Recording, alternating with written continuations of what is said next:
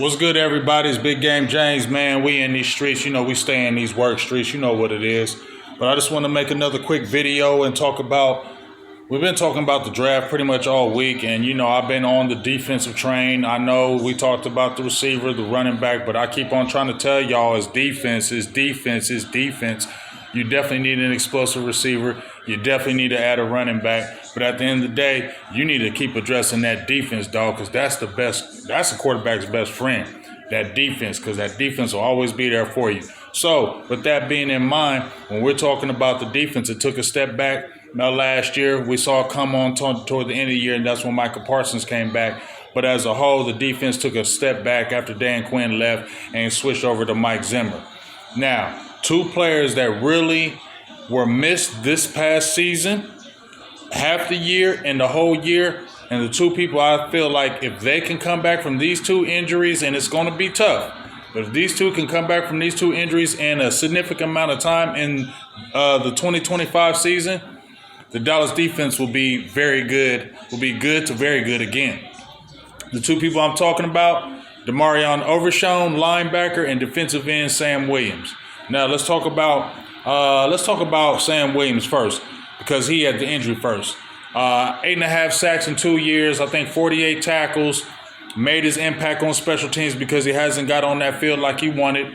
Obviously, you saw people that were ahead of him, and he's been frustrated, chomping at the bit. I'm not going to talk about any of the offseason or any things that happen off the field. We're just going to stay with on the field. On the field, I actually, when he came out of Ole Miss, I did a couple of breakdown videos on him, and I picked him before Dallas Cowboys did as far as the draft. That's who I said I wanted. I felt like his arsenal as far as in coming out of college was basic. He basically had a couple moves. It was just speed to power, a little bit power to speed, but it wasn't really any good hand fighting. But you saw when he had the combine, actually before he ran the combine, Connor Livesay mentioned him. Actually, after he mentioned him, it was like 4 months before the combine. I watched him. I said, okay, yeah, this is the guy I wanted. Has all the athletic traits, 6'3", 260, 4.4 speed, coming down like a trainer. The guy has everything you want physically.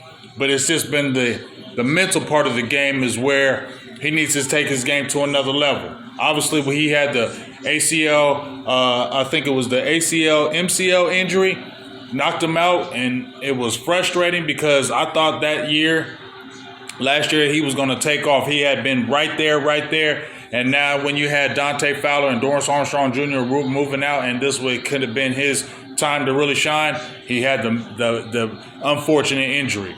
But the good thing about that injury was it was in the beginning of training camp, so you had a full year of recovery. So you should be on schedule of hitting training camp or hitting those OTAs and hitting the ground running. And with that person that just left and went to Seattle, he's saying it's my time. You got Marshawn Neal in the fold. You know what Michael Parsons does. Dante Fowler's been signed back. He's 10.5 sacks. So there's going to be some competition in that room. But I'm going to bank on Sam Williams turning up because, one, he's coming up to his contract year. Players always play better in that contract year because the unknown, they got to get another contract. This is for their livelihood. This is their job. So I have a feeling that he's going to turn up and explode just because it's a contract year. He got to get money. He's got to get a new contract. So you're going to see the best of Sam Williams. I just hope that he comes back from that injury fully healthy, because if he does, he's going to make a major difference on that defensive line. And then obviously we already know about Demarion Overshown. I don't have to talk about him. Since day one, since he's came in the building, he's just been an emotional leader. He was leading the huddle his rookie year, and you saw the potential his rookie year before he got injured. You saw what he brought to the table. Got bigger, stronger, faster. 4'3", 230 pounds. Played safety, linebacker.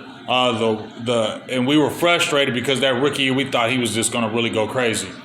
Come in year two, he just proved to everybody what he was. 90 tackles, 5 sacks, interception return for a touchdown. Was going crazy until that unfortunate injury in Cincinnati, and I just hurt my soul because I don't really have any favorite players on the Cowboys or the team any longer because I'm just not that type of fan content creator like that any longer. But if there was one person that I would say that I love and enjoy to watch because of what he inspires on and off the field, is Demarion Overshown. And now he got the fame zero. That's come in a couple years ago. J-Ron Curse wanted it, didn't get it.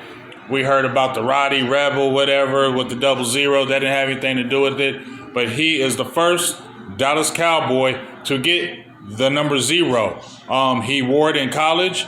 The name Agent Zero came, and it was only right that he would be able to get this number. And he said it's like a Superman cape. You know, he puts that Agent Zero on, he becomes a whole different animal. And we saw the impact. I mean, we saw it in Cleveland. I mean, that speed, and I think that's the thing that I worry about, because he had a nasty injury. The ACL, the PCL, the MCL. He's saying he's coming back this year. That's a tough one to come back from. And you had 2 major knee surgeries, one on the left and the right knee. So I wonder if you're going to come back as the same player. I can't lie. He says he is, so I don't doubt him. I don't doubt him. But those are some bad injuries, and that's zapping away your athletic ability. And that closing speed was damn near like Micah's. And you saw it in that damn Cleveland game, right? So I think that's my concern. And he's been an injury-prone type player. And, you know, you don't want to say that about a person, but I mean, that was the concern when he came out of college. Me and Mike White talked about the injury concerns, that we loved the player, but we were worried about the injury concerns, and they have showed themselves. If he can come back, I don't know if he can come back in 2025. He says he is. Okay, I'm going to believe you, Demarion. If you say it, I'm going to believe you, because I don't believe, I feel like you attack everything head on, and I ain't going to never put no doubt on anything about you just because of what you believe, what you speak, and everything. You call it a badge of honor, taking that at 0.